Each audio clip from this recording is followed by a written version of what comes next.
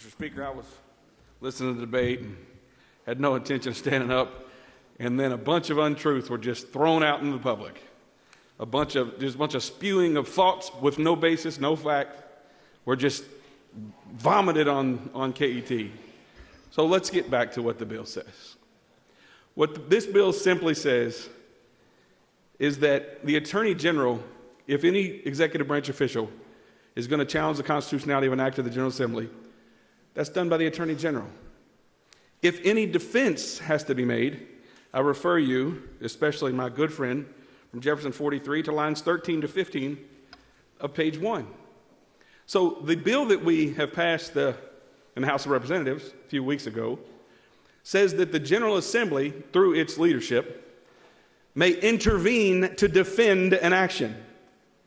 The Speaker is not going to file a lawsuit to challenge the constitutionality of something that he just signed and we passed.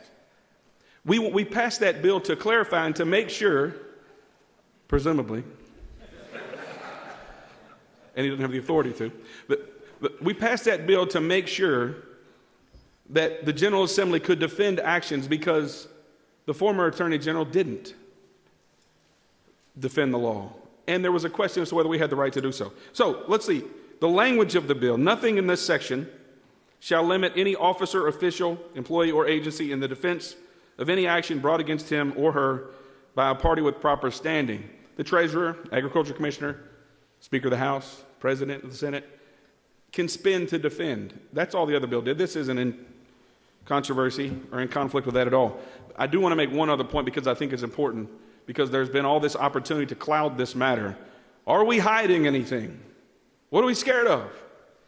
I want to be clear that every citizen of Kentucky with standing can bring a claim to challenge any act that we've taken or that any actor in state has taken. This bill changes that not one scintilla or iota.